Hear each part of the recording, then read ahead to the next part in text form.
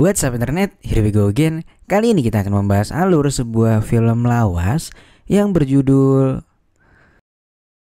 By the way, film ini pernah di remake cuy di tahun 2010 dan udah pernah kita bikinin juga alur ceritanya. Linknya ada di kolom deskripsi nih buat yang penasaran, karena alur ceritanya lumayan berbeda lah. Lantas bagaimanakah cerita selengkapnya? Langsung aja kita masuk ke dalam alur ceritanya.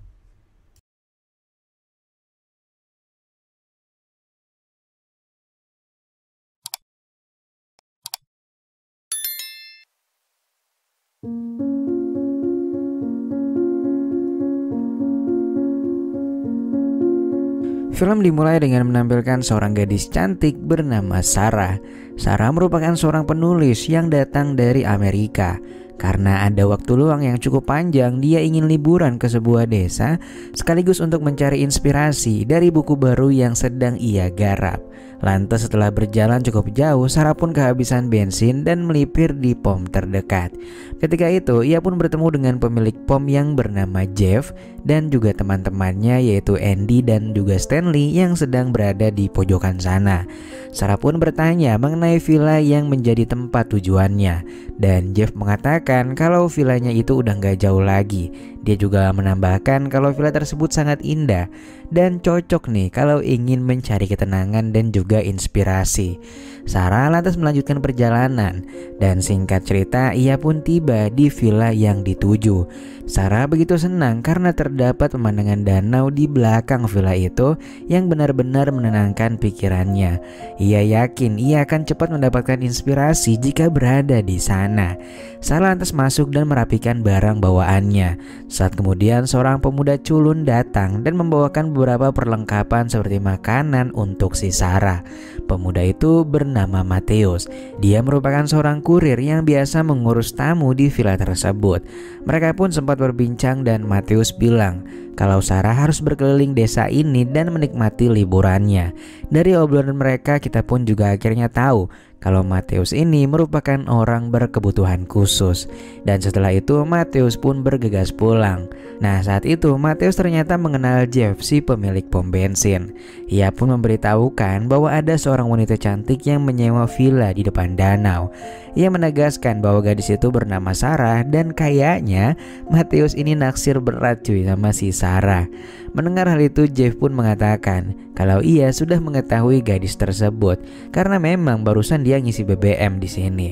Lantas ketika malam tiba terlihat Jeff, Andy dan juga Stanley yang sedang memancing. Mereka pun terus membicarakan gadis yang tinggal di villa depan danau dan memuji kecantikannya yang memang benar-benar cakep cuy. Andy pun bahkan bilang kalau gadis itu merupakan wanita tercantik yang pernah ia lihat sepanjang hidupnya. Jeff pun menceritakan kalau gadis itu berasal dari Amerika dan dia menambahkan bahwa hampir semua gadis asal Amerika biasanya itu gampang cuy buat dideketin. Hari berlalu kita pun diperlihatkan Sarah yang sedang bersenang-senang dan menyusuri danau menggunakan perahu. Sarah begitu jatuh cinta dengan keindahan alam yang ada di desa tersebut. Lantas sesaat kemudian ketika Sarah sedang bersantai sembari menulis buku barunya, di danau itu justru melintas si Andy dan Stanley yang menggunakan perahu. Karena merasa terganggu dengan suara mesin dari perahunya, Sarah pun segera bergegas dan memasuki rumah. Ketika malam tiba terlihat Sarah yang sedang berbaring di tempat tidur sembari membaca. Namun tiba-tiba dia mendengar suara seseorang yang bersiul dari luar rumah. Sarah yang lagi-lagi merasa terganggu menjadi sangat kesal. Dia pun memutuskan untuk keluar dan memeriksa siapa gerangan yang bersiul. Namun saat itu ternyata gak ada seorang pun di luar. Alhasil Sarah pun kembali masuk dan memutuskan untuk segera beristirahat. Keesokan paginya, Sarah terlihat bersantai di atas perahu miliknya. Sembari berjemur, ia pun menikmati paginya dengan penuh ketenangan. Namun sayang, beberapa saat kemudian datang Andy dan Stanley yang terus mengitari perahunya.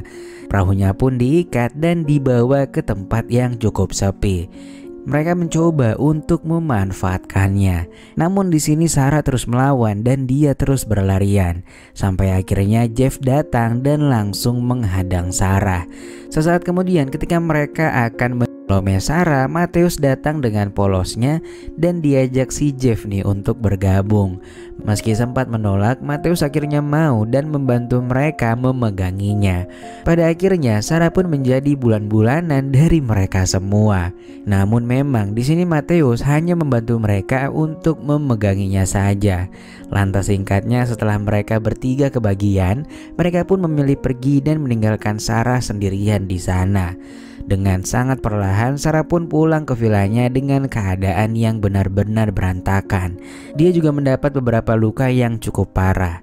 Lantas tibanya di villa dan berniat ingin menghubungi sheriff, ternyata 4 serangkai itu juga berada di villa tersebut. Matthews yang dari tadi belum kebagian, dia pun disemangatin Jeff dan juga kawan-kawannya untuk segera tancap gas dengan Sarah. Kali ini Matthews pun gak bisa menahan dirinya dan Matthews pun langsung menikmati donatnya. Setelah melancarkan aksinya, Jeff dan kawan-kawan bersiap untuk pergi. Namun sebelum itu mereka mengambil buku yang biasa digunakan Sarah menulis. Lalu mereka merusaknya hingga hancur berkeping-keping. Lantas setelah itu Sarah pun ditinggal begitu aja. Ketika akan menaiki perahunya, Jeff yang takut nih kalau Sarah akan melapor polisi dan mereka berempat auto jadi buronan, ia pun meminta Matthews untuk memulangkan Sarah ke dunia anime dengan sebuah pisau lipat. Matthews pun menurutinya dan segera masuk ke dalam. Matthews terlihat begitu ragu untuk melaksanakan tugasnya itu karena memang dia tuh naksir berat cuy sama si Sarah. Pada akhirnya Matthews pun hanya mengakalinya dan menempelkan marjan dari si Sarah ke peso milik Jeff biar terlihat lebih meyakinkan. Beberapa hari berlalu, Sarah yang masih dalam keadaan trauma itu gak berani keluar rumah sama sekali. Yang dihabiskannya hanyalah menangis dan terus menangis. Ia juga memilih untuk tak melapor pada pihak berwenang. Entahlah ini apa maksud dan tujuannya. Sarah juga beberapa hari ini mencoba mengatur ulang tulisan-tulisannya dan menulis kembali kata demi kata yang telah dirusak itu. Di sisi lain, Jeff mulai bingung nih. Kenapa nih gak ada polisi ataupun berita yang mengabarkan kematian Sarah. Dia pun mulai mencurigai Matthews kalau Matthews itu nggak melakukan tugasnya dengan benar. Andy mengatakan kalau mereka harus mendatangi villa Sarah untuk memeriksa keberadaannya. Namun Jeff bilang bahwa nggak mungkin dia pergi ke sana karena pasti akan dicurigai oleh warga yang melihatnya. Jeff pun bertanya pada Matthews apa yakin dia sudah memulangkan Sarah ke dunia anime. Matthews mengatakan kalau dia yakin dan dia juga bilang kalau dia memotongnya menjadi beberapa bagian. Akhirnya untuk memastikan keadaan, Andy dan Stanley ditugaskan berangkat ke villa Sarah. Mereka pun berhasil menemukannya karena kebetulan Sarah sedang berada di pinggir danau.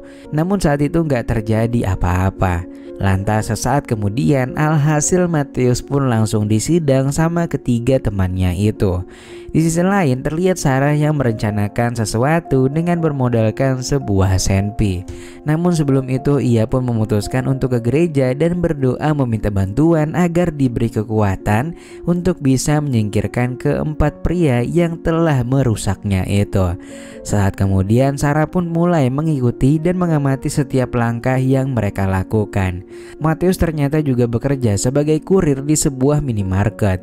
Ia lalu pulang dan memesan belanjaan melalui telepon. Lantas sesaat kemudian terlihat Matthews yang ketakutan karena mengantar belanjaan Sarah. Di sisi lain Sarah berdiri di pojokan taman dengan menggunakan pakaian serba putih. Ketika sudah datang Sarah pun memanggilnya dan kemudian berlari. Matthews yang didesak teman-temannya itu lantas mengejarnya, berniat juga untuk memulangkannya ke dunia anime. Namun di ujung jalan Sarah justru berhenti dan nunjukin belewahnya yang rada ngeping itu cuy. Ia lalu membiarkan Matthews untuk menjebol gawangnya.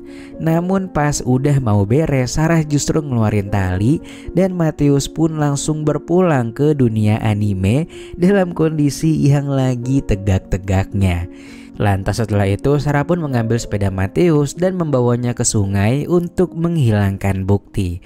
Sarah kemudian pergi ke Jeff di pompa bensin. Gadis itu pun mulai memancing Jeff untuk lagi-lagi menikmati donat miliknya. Jeff yang ngerasa kalau Sarah ini udah memaafkannya lantas menurutinya. Dia pun ikut ke dalam mobil karena diajakin ke tempat yang rada sepi nih. Lantas ketika sudah sampai di tempat yang sepi itu, Sarah justru langsung mengarahkan Senpi ke arah Jeff. Jeff pun disuruh buat ngelepasin semua yang dikenakannya, dan sesaat kemudian Jeff pun langsung dibuat tak berdaya. Malam harinya terlihat Sarah yang sedang bersantai. Ia pun memikirkan bagaimana caranya besok ia bisa langsung memulangkan Stanley dan Andy di waktu yang bersamaan. Lantas keesokan harinya kebetulan banget nih terlihat Stanley dan Andy yang mencari keberadaan Jeff serta si Matthews. Keduanya pun berpencar. Andy mencari di dalam hutan sementara Stanley mencari dari perahunya. Lantas sesaat kemudian ketika Stanley sedang lengah, secara tiba-tiba Sarah muncul dari dalam danau. Dia pun langsung menjatuhkan Stanley dan Sarah mengambil perahunya, lalu ia pergi ke ujung danau. Ia lantas memutar balik dan melajukan perahunya dengan kekuatan penuh. Di sisi lain, Andy ternyata mendengar suara Stanley yang meminta bantuan karena dia nggak bisa berenang cuy. Andy pun lantas mendatanginya untuk mengeluarkannya dari danau. Sementara itu Sarah yang lagi gaspol itu mendapatkan kesempatan untuk bisa langsung memulangkan keduanya ke dunia anime. Dan bener aja cuy, dengan mudahnya Sarah pun berhasil memulangkan Andy serta Stanley ke dunia anime.